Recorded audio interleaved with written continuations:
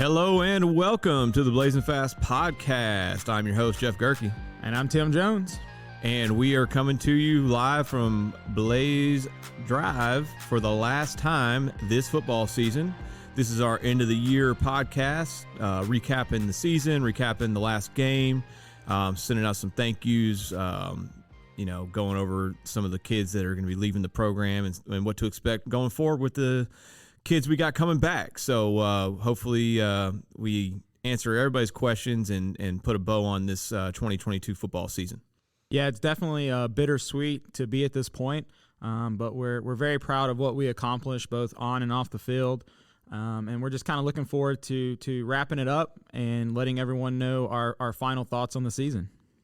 Yeah, I mean, what a historic season. Tied for the third best season in school history, 10 wins, first time in a long time, third round of the playoffs, first time in a long time. Just amazing kids, awesome performances, just everything that we kind of dreamed of when we all came here to Blackman, we were able to accomplish. Yeah, it was good seeing all the hard work come together, all the themes that we set up to start the year, all the off-season workouts, all the 7-on-7s, everything we did, all the culture that we tried to instill. It was just awesome seeing it come together, and I think it was a very enjoyable season for players and coaches alike. Yeah, and hopefully it was enjoyable for the fans. I know we had some diehards that were at every single game. Hopefully, you guys enjoyed it as much as we did. It was just a special season. It didn't end the way we wanted to, but it's not for lack of effort. Everybody gave it everything they had to try to slay the giant, and we came up just short. And so we're going to get into that, and then we're going to kind of give you an overview of the season and, get y'all kind of ready for what to expect going forward. Yeah, so let's talk about the Oakland game a little bit. It was a cold Friday night a couple of weeks ago. We had this cold front come in, and freezing cold. We had the heaters out, the ball warmers. We had everything going. The whole show was on the road. And I think that I think that our team definitely responded like we wanted to, and I think we gave them everything they wanted more. Wouldn't you say, Coach? Absolutely. I mean, it was more than they expected, I'm sure. We had a really good game plan going in, and we were right there. And if you had told us, everything that we had been working on was gonna happen, we would have told you we won the game. If you said, hey, you're down 5 at halftime and you've dominated the whole first half, we would have took that for sure. It was a 4-point game, I believe, going into the fourth quarter. The final score does not dictate what that game was like. They definitely know that they had to go through us to get to that next round, and everything kind of came together. We just needed a couple more plays to go our way that we didn't get. Yeah, and we kind of knew going into the year the state championship was probably going to be the third round of the playoffs, and judging by last week and how they played against Maryville, it probably was. Now, that being said, they took it to us the first time, but this second time is what we were expecting. It was going to come down to the fourth quarter, and you got to tip your hat to those guys. Our kids flinched a little bit, and their kids did not, and that was the difference. And you got to kind of get to that point to know what it's like as a program to move past it. It's really hard to turn around in 2 years and go through a team that has been there for the past 5. Yep, and we're definitely proud of what our players did and how they represented themselves on the field. And like I said, it didn't end like we wanted, but you couldn't be more proud of the effort and the way that we went down in that game. Yeah, and the effort throughout the week. The kids were locked in. We were practicing in the morning and in the afternoon. Yep. Every kid wanted to win that game. Every kid, even the kid that did not get in the game, sitting on the sidelines the whole time, was locked in during practice on the scout team, whatever it took. Everybody was pulling for each other. And, that unfortunately, that's football. Sometimes the ball just doesn't bounce your way, and that literally happened to us. It's a 4 or 5 point game in the fourth quarter, and we cause a fumble, and it's going right to one of our players' hands. We probably could have recovered it for a touchdown going the other way. We literally went through his fingers, tried to get it, bounced, and it went out of bounds. They ended up scoring, and that was kind of the end of the momentum for us, and we just couldn't get it back. Yep. So, we walked off the field in defeat, but we held our heads high. We had our moment on the field, and we just kind of had to process everything that happened. And I think we can look back now on it and be proud of how it ended. Absolutely. I mean, the kids that have been showing up all year showed up. I mean, JB, Justin Brown had a fantastic game on both sides of the ball. Elijah Pitts had a great game. Jacob Page played out of his mind. We had a different game plan with doing more Wildcat stuff with Ben back there, and he just played great, and he played dominant on defense. And when Jack went in there when we had to throw the ball, I mean, I think he threw for two more touchdowns and very, very limited snaps. And, that just shows you the kids that we've been counting all year, they came ready to play, to make plays. And unfortunately, we just fell a little short. Yep. So that kind of summarizes what happened at Oakland. We want to take this time to thank one of our sponsors for all the things they've done for us this year. So we want to thank Perkins & Jones Attorneys at Law. They're a local law firm here in Murfreesboro. They were an early supporter, I think day one supporter. Day one supporter of this podcast and what we're trying to do. So please visit burrowtnlaw.com and reach out to them with any legal needs that you might have. Show them our thank you as a community for the support they've given us, and just, special shout out to them and everything that they've done. Yeah, please. Hopefully you don't need any legal advice, but if you do, hit them up. They're going to work with you. Awesome people. All right, so I think the best way to do this, since offense gets all the hype, we're going to save them for last, and we're going to go over the defense, how we played this year. A lot of people, if you don't go to the games or you don't really understand what we're doing, it is really hard. Now, I'm the defense coordinator, but it is really hard to coach defense the way we play offense. We onside kick every time. So if we don't get it, the other team gets the ball on the 50 or better, and you're already, in a bad spot to start. And then our offense is so quick, we either score quick or we punt the ball away really quick. And so your defense is on the field a lot more than a normal defense. So it puts a lot of pressure on our guys, but we accepted it. We've coached to perform with that expectation in mind. And, last year was the first year to really get all these kids acclimated to the program and what we expected. But we worked so hard in the offseason to get these guys ready. They knew what was going to happen. They knew their backs were against the wall a lot, and they performed. I would say probably 3 or 4 of the games, the defense was the reason we won. Mm-hmm. And you couldn't say that the year before. And, even in the Brentwood loss, we're in that game because the defense played lights out. We just ball didn't bounce our way. Now, did we get demolished by Oakland the first time? Absolutely. Did we give up some touchdowns in the fourth quarter on defense that were not up to our standards? Absolutely, in this last game.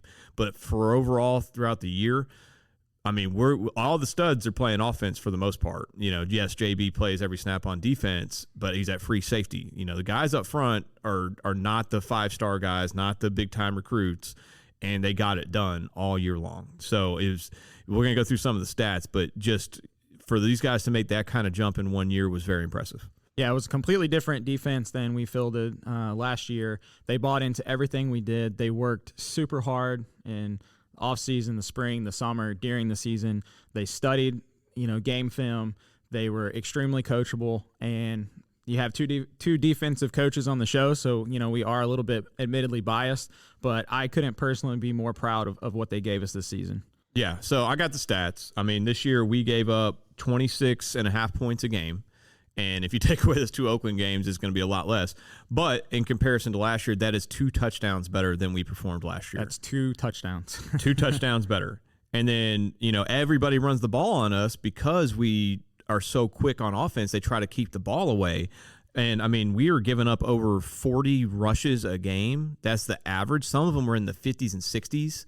And given all of that, we gave up 179 yards a game, which was right at 4.29 yards per carry. That is, just to put that in perspective, last year we were giving up 278 yards a game rushing, and you don't even want to know what the yards per carry was. Yeah, everything, even down to the fundamentals, our tackling improved, right? Our missed tackles dropped throughout the entire season. Yep. And that's a testament to just going back to fundamentals, coaching the kids up, them responding to the coaching. And when we start with the basics of tackling, we see the results in the stats. Yeah, and I was going to get to that. So last year we averaged nearly 27 missed tackles a game. This year it was 11.6. Yep. And we're grading them hard because we put such an emphasis on it. And, I mean, our open field tackling this year was 88%. So that just shows you the kids' amount of work they put in and dedication to getting better. And, again, we're doing this with average high school kids for the most part. Yes, Justin Brown is a heck of a player, but he's not going to Mississippi State as a free safety. He's going as a wideout. So we're talking about just kids buying in, wanting to pull for each other and doing what they're coached to do. Yep, our entire theme was mayhem and creating mayhem. We wanted to not be the reason we lost games, and we weren't. And so shout out to all the defensive players and all the effort they put in all season long. Yeah, and to that, the mayhem, we wanted to cause as many turnovers as we could. So we had 10 interceptions, and we had 4 forced fumble recoveries. And then you throw in all those guys that were on the mayhem or the suicide squad, psycho squad yep. kickoff team that got those onside kick recoveries. That's another 11 turnovers. And so we created a lot of big plays, to give the ball back to this high-powered offense. And then, last year, one thing we did hang our hat on was our pass defense. And, this was another year where we averaged under 100 yards a game given up passing. And really, outside of the Summit game where we, played the backups the whole second half and they were throwing it every down, it could have been a lot less. So the secondary, 10 picks, 98 yards per game in the air. I mean, that's as good as it gets in high school football. Yeah, I mean, in 2022 high school football, holding passing to that kind of numbers, I mean, that's big time. Shout out Coach Buchanan and all the work he put in with those guys. And the secondary really showed up and showed out all season long. Yeah, so, that kind of puts a bow on the defense. So let's talk about some of the guys that we're going to be missing. Defensive end Will King's a senior. He should hopefully get a chance to go on and play. He had an unbelievable year for us, led the team in sacks and just was a dominant force on the defensive line. Terrence Carpenter, outside linebacker, heck of a year, made so many big impact plays. I think he's got a couple things going, Tennessee State, You know. Yeah, that's the big one. I think he's leaning towards that, but we'll see what else comes in. Elijah Pitts played corner for us, had 7 interceptions, and probably could have had a couple more. He's definitely going to get a chance to go on and play. Had a just tremendous year for us on defense. Had to play a little bit of offense for us too. I guess we're going to claim Jacob Page since we're going to claim him. He played a lot of defense. The last 7 games for sure. Yeah, he played a lot. And he's already he picked up Virginia Tech, Virginia. He's got some stuff going. He's going to be a big time kid. And with all these coaching changes, who knows where he'll end up. And then just some role guys. Braylon Meek had a heck of a junior year and unfortunately had a big elbow dislocation in the summer, but fought through it and then eventually had to get surgery. But we're going to miss Braylon. He was a heck of a football player for us. Really a kind of a glue guy that just showed up and worked hard every day. Who am I missing, Coach? I think that's Mikel Vereen, Troy Waluge. Miles played a lot of defensive snaps for us. Those guys played on defense. Troy and Mikel gave it. I mean, they were all-time scout team guys, got in the mix on defense, played significant snaps for us in certain games. Shout out to defensive twin DeMichael. He worked very hard for us, gave us a lot of good snaps on defense. When he was asked to go in there, he made plays, and he's a heck of a football player and good and really, really good kid. Just great kid, hard worker. Enjoyed coaching him all season long. If I can't really think of anybody else senior wise. And guys, this wrap up episode, we're gonna miss people, we're gonna miss shout outs, but just know that we're thinking about everybody and all the seniors that put in the work. We appreciate it. Yeah, we had some kids that I hope that we didn't forget, but that means we got a lot coming back. I think we've got 7 starters back and a bunch of kids that played a lot. So. Really looking forward to building on this season. And before we talk about the offense recap, we want to thank Burrow Business Labs. Burrow Business Labs was another early supporter of the program, of the podcast. They're a supporter of Blaze football in general already. So if you're looking for website design for your business or your organization, please reach out to Borough Business Labs, visit their website, and they will help design an awesome website that you're looking for. Another day one sponsor. Again, everybody's looking to get their social media, their website up to snuff, and those are the guys locally that you need to go to. Just take a look at our website. That's all you need to know.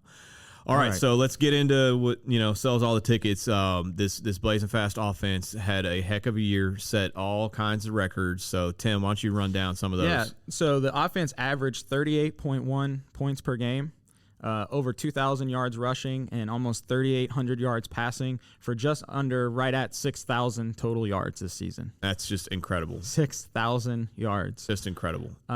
Passing senior Jack Reisner threw for 2,990 yards and 30 touchdowns. And that's in 12 games. So he didn't really play a lot in the last game. 30 touchdowns. And then another senior, Peyton Thomas, PT, threw for 600 yards and 10 more touchdowns on top of that. 40, and then I think Ben probably had a couple. Yeah, so Marshall we're had over 40 passes. passing touchdowns. Elijah Pitts threw a touchdown pass. So, yeah, there was even more in there, but 40 total touchdowns thrown between our two quarterbacks. And catching those balls, we had Justin Brown. JB led us with 76 catches for 1,297 yards and 19 touchdowns. Guys, if he does not get 7A or 6A Mr. Football, then yes, there's some other good players. He's a finalist, but he played every snap on defense, has fantastic defensive numbers.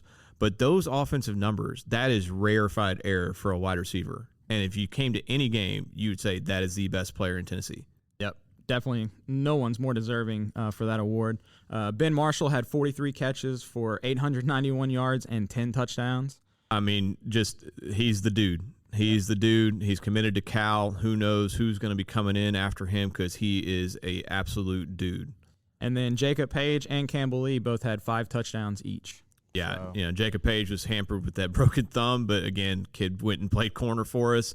But again, he's going to get some big time. He's already got a couple Power Fives. He's going to, who knows, all these coaching changes, he could wind up anywhere. And we didn't just throw the ball. Like I said, we ran for over 2,000 yards.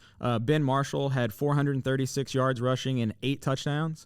And Donovan Holloway had 376 yards rushing with 3 touchdowns. And Donovan, only played 4 or 5 games. Yeah, he was hurt, came back from injury. Yep. Yeah, he gave us a big boost. But other guys, London Smith ran the ball for us at times where we needed him. PT had 332 yards rushing and 2 touchdowns, one of the quarterbacks. So. We just had to piece it together. Perkins. Caden Perkins. Caden Perkins had a couple huge runs for us. So it was kind of by committee once Donovan went down, and those rushing yards are nothing to shake a stick at. Yep. So we'll just wrap it up with the all-purpose yards, just so you know, as JB had 1,768 all-purpose yards, and Ben Marshall had 1,327 all-purpose yards. We're not going to be able to replace those guys. No. It's just, you just don't replace players like that. Or Jack. And then Elijah Pitts almost had 1,000. He had 823. So these seniors on offense, it's just unbelievable. Do we have talent coming back? Absolutely. Does this offense kind of lend itself to some awesome offensive statistics? But you could get True Serum and Coach Tiger, and he'd say there ain't no way that we're going to be able to duplicate these numbers next year. You just don't replace guys like that every year. And just shout out to all the offensive coaches, everything. Coach Reynolds we've had on the show, Coach Jordan with special teams and running backs, Coach Shambaugh with the offensive line, Adib with Coach the tight Adib ends. with the tight ends. We got Coach Gregory helping out with O-line. We just have awesome coaches on that side of the ball. Shout out to Coach Tigar in that offense. Just another great season. Just incredible. So we know who's leaving. But both those quarterbacks were awesome kids, great leaders. Those guys are going to be hard to replace. But, the offensive line is really those guys gelled the past 2 years. Some of those guys were 2-year starters. Miles Gray, I hope he gets a chance to go on and play. It's probably going to be on the defensive side of the ball, but an unselfish kid that just said, you need me to play left tackle, I'll play left tackle. Maui Bautista, injured his knee, missed some games, but he played. He's a 2-year starter. He's going to have a chance to go on and play, hopefully. Evan Kramer started every snap at center. And Ethan Johnson. Ethan Johnson. What a year Ethan Johnson had. Hardly played as a junior and then played every snap, and I don't know where we would have been without him at right tackle. Yep. So just all around great year, both sides of the ball. So we appreciate all the hard work that the offense and the defense did this year. Before we get into our wrap-up and our thank yous from us, we want to thank Dynamo Freight. Dynamo Freight was our third sponsor this year, but they came in big time, made a huge donation to the podcast. So any logistics needs that you have for your business, please reach out to Dynamo Freight at their website, dynamofreight.com. Show them the love. They came in big time. They helped us out. Huge sponsor, and we appreciate everything that they've done for us. Yes, big time, big time. All right, so going into next year, yes, we lose all those guys on offense. We got some guys back, and it's going to be the Carter Gregory show. He missed the whole year with the torn ACL, but he's already back running around and working out. And if you ain't seen him throw, he's got an absolute cannon. It's an uncommon arm talent. Yes. So it's going to be Josh Allen. It's going to be his deal Carter next Gregory. year. Him and Donovan, we got some holes to fill, but we got a lot of guys that got some playing experience, and we had a JV offense that went undefeated. So we're gonna fill those holes, and we got a lot of the defense Campbell Lee coming back. back, and Ethan Carson will probably head over the offense a little bit.